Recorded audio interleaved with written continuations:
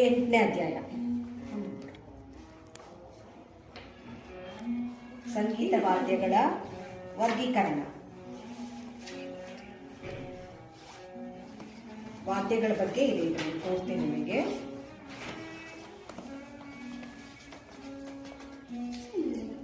ಗೀತಂ ಚತುರ್ವಿಧಾ ವಾದ್ಯಾತ್ ಜಾಯತೆ ಚೋಪರಜ್ಯತೆ ಥತ್ತದಂ ಸುಶಿರಂಚ ಅವನದ್ಧಂ ಘನಮಿತಿ ಸ್ಮೃತಂ.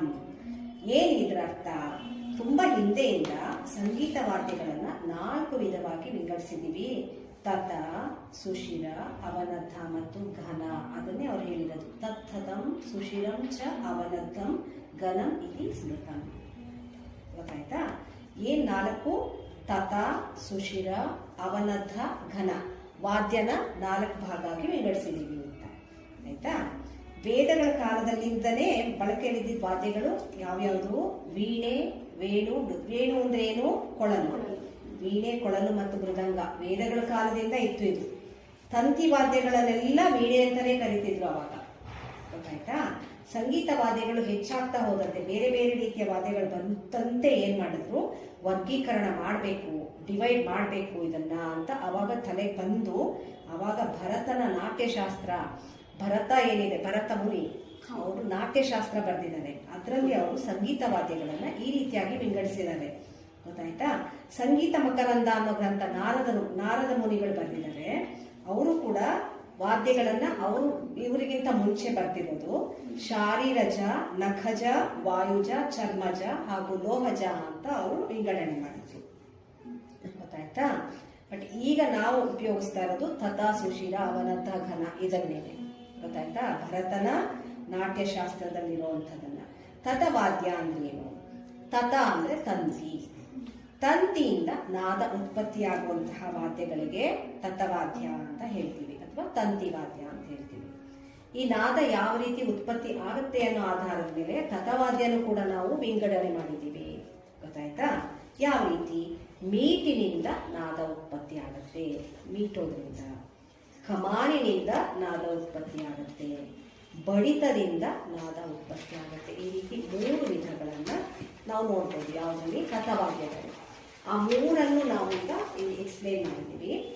ಮೀಟಿನಿಂದ ನಾದ ಉತ್ಪತ್ತಿ ಆಗೋದು ಯಾವ ತರ? ತಂತಿಯನ್ನ ಬೆರಳಿನಿಂದ, ಉಂಗುರ ಅಥವಾ ನಖ ಅಂದ್ರೆ ನಾವು ಆರ್ಟಿಫಿಷಿಯಲ್ ನೇಲ್ಸ್ ಹಾಕೊಳ್ತೀವಲ್ವಾ, ಅದು ಅದರಿಂದ ಮೀಟೋದ್ರಿಂದ ನಾದ ಉತ್ಪತ್ತಿ ಆಗುತ್ತೆ. ಗೊತ್ತಾಯ್ತಾ? ಇದು ತಂತಿ ವಾದ್ಯಗಳಿಗೆ ಉದಾಹರಣೆ ಯಾವುದು? ತಂಬೂರಿ, ವೀಣೆ, ಹಾರ್ಪ್, ಸರೋದ್, ಏಕನಾದ ಇತ್ಯಾದಿ. ಇನ್ನು ಸುಮಾರಿದೆ, ಒಂದಿಷ್ಟು ಇಲ್ಲಿರೋದು. ಆಯ್ತಾ? ನೆಕ್ಸ್ಟ್, ಮೀಟಿನಿಂದ ನಾದ ಉತ್ಪತ್ತಿ ಮಾಡುವ ತತವಾದ್ಯದಲ್ಲಿ ಯಾವ ರೀತಿ ಮಾಡ್ತೀವಿ ನಾವು ಅದನ್ನ? ಬಲಗೈ ಬೆರಳುಗಳಿಂದ ಮೀಟಿ, ಎಡಗೈ ಬೆರಳುಗಳನ್ನ ತಂತಿಯ ಮೇಲೆ ಮೃದುವಾಗಿ ಒತ್ತೋದ್ರಿಂದ ಬೇರೆ ಬೇರೆ ಸ್ವರಗಳು ಬರುತ್ತೆ. ಗೊತ್ತಾಯ್ತಾ? ಆದ್ರೆ ಹಾರ್ಪ್ ಅಂತ ಏನಿದೆ ಅದಕ್ಕೆ ಈ ಒಂದು ವಿಧಾನ ಅನ್ವಯ ಆಗೋದಿಲ್ಲ. ಹಾರ್ಪ್ ಬಿಟ್ಟು ತಂಬೂರಿ, ವೀಣೆ, ಸರೋದ್ ಇದೆಲ್ಲ ಅದೇ ತರನೇ, ಬಟ್ ಹಾರ್ಪಿಗೆ ಇದಿರೋದಿಲ್ಲ. ಕರ್ನಾಟಕ ಸಂಗೀತದಲ್ಲಿ ವೀಣೆ, ಗೋಟುವಾದ್ಯ ಇವೆರಡು ತಂತಿವಾದ್ಯ ಆದ್ರೆ, ಹಿಂದೂಸ್ತಾನಿಯಲ್ಲಿ ಸಿತಾರ್, ಬಿನ್ ಮೊದಲಾದ ವಾದ್ಯಗಳನ್ನ ಈ ರೀತಿಯಾಗಿ ನುಡಿಸ್ತೀವಿ ನಾವು. ಹಿಂದೂಸ್ತಾನಿ ಸಂಗೀತದ ಸರೋದ್, ಲಘು ಸಂಗೀತದಲ್ಲಿ ಬಳಸುವ ಬುಲ್ಬುಲ್ ತರನ್, ಪಾಶ್ಚಿಮಾತ್ಯ ದೇಶಗಳ ಗಿಟಾರ್, ಮ್ಯಾಂಡೋಲಿನ್, ಬ್ಯಾಂಜೋ ಇವುಗಳೆಲ್ಲದಕ್ಕೂ ಪ್ಲಾಸ್ಟಿಕ್ನ ಒಂದು ಕೊಂಬು, ಒಂದು ಚಿಕ್ಕದಾದ ಒಂದು ಇರುತ್ತೆ ಪ್ಲಾಸ್ಟಿಕ್ ತುಂಡು, ಅದರಿಂದ ಅಥವಾ ದಂತದಿಂದ ಮಾಡುವಂತಹ ತುಂಡುಗಳು ಇರುತ್ತೆ, ಅದರಿಂದ ಮೀಟಿ ನುಡಿಸ್ತೀವಿ. ಗೊತ್ತಾಯ್ತಾ? ಗಾಯನ ಅಥವಾ ವಾದನದಲ್ಲಿ ಶ್ರುತಿಗಾಗಿ ಉಪಯೋಗಿಸುವ ತಂಬೂರಿ ವಾದ್ಯ ಕೂಡ ವಿಶಿಷ್ಟವಾದ ಸ್ಥಾನವನ್ನ ಪಡೆದಿದೆ. ಗೊತ್ತಾಯ್ತಾ? ಇಲ್ಲಿನೂ ನಿಮಗೆ ಬಂದಿದೆ, ಅದು ಶ್ರುತಿಗೆ ಉಪಯೋಗಿಸೋದು ಯಾವುದು ಅಂತ. ಗೊತ್ತಾಯ್ತಾ? ತತವಾದ್ಯದಲ್ಲಿ ಒಂದು ಇಂಪಾರ್ಟೆಂಟ್ ಒಂದು ನೋಟ್ ಇದೆ ಇಲ್ಲಿ.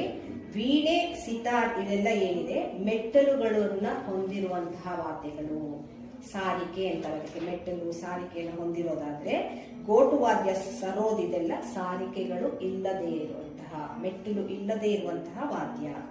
ವೀಣೆಯಲ್ಲಿ ಸ್ಥಿರವಾದ ಸಾರಿಕೆಗಳು ಇದೆ, ಅಂದ್ರೆ ವೀಣೆಯ ಏನು ಮೆಟ್ಟಿಲುಗಳಿದೆ ಅದು ಪರ್ಮನೆಂಟ್, ಅದು ಆ ಜಾಗಗಳಲ್ಲಿ ಫಿಕ್ಸ್ ಆಗಿರುತ್ತೆ. ಆದ್ರೆ ಸಿತಾರ್ನಲ್ಲಿ ಚಲಿಸುವ ಸಾರಿಕೆಗಳನ್ನ ಅವರಿಗೆ ಎಲ್ಲಿಗೆ ಬೇಕೋ ಅಲ್ಲಿಗೆ ಅದನ್ನ ಮೂವ್ ಮಾಡ್ಕೊಳ್ತಾರೆ, ಅದನ್ನ ಆ ರೀತಿಯ ಸಾರಿಕೆಗಳನ್ನ ಹೊಂದಿದೆ. ಇಷ್ಟು ಗೊತ್ತಾಗಿದೆಯಾ? ಈಗ ಇಲ್ಲಿದೆ, ಲೋಹದಿಂದ ಮಾಡಲ್ಪಟ್ಟಿರುವ ಸುತ್ತಿಗೆ ಅಥವಾ ಕಡ್ಡಿಯ ಆಕಾರದಲ್ಲಿರುವ ಸಲಕರಣೆಗಳನ್ನು ತಂತಿಯ ಮೇಲೆ ಮೃದುವಾಗಿ ಉಪಯೋಗಿಸ್ತಾರೆ. ಇದು ಇನ್ನೊಂದು ರೀತಿಯ ವಾದ್ಯ. ಇದು ಅಲ್ಲಿ ಏನ್ ಮಾಡ್ತಾರೆ, ಒಂದು ಲೋಹ ಇರುತ್ತೆ, ಒಂದು ಮೆಟಲ್ದು ಏನಾದ್ರು ಕಡ್ಡಿ ಮಾಡಿರ್ತಾರೆ ಅಥವಾ ಸುತ್ತಿಗೆ ತರ ಮಾಡಿರ್ತಾರೆ. ಸುತ್ತಿಗೆ ಅಂದ್ರೆ ಮಾಮೂಲಿ ಸುತ್ತಿಗೆ ಅಲ್ಲ, ಆ ರೀತಿಯಾಗಿ ಮಾಡಿರ್ತಾರೆ ಆಯ್ತಾ. ಅದರಿಂದ ನೀವು ತಂತಿ ಮೇಲೆ ಮೃದುವಾಗಿ ಬಡಿದಾಗ ಅಲ್ಲಿ ನಿಮಗೆ ನಾದ ಉತ್ಪತ್ತಿ ಆಗುತ್ತೆ, ಗೊತ್ತಾಯ್ತಾ. ಇದು ಯಾವುದು, ಪಿಯಾನೋ, ಝೈಲೋಫೋನ್, ಇದೆಲ್ಲ ಏನಿದೆ ಅಲ್ಲ, ಇದೆಲ್ಲ ಆ ರೀತಿಯಾದ ವಾದ್ಯಗಳು, ಪಾಶ್ಚಿಮಾತ್ಯ ವಾದ್ಯಗಳದು.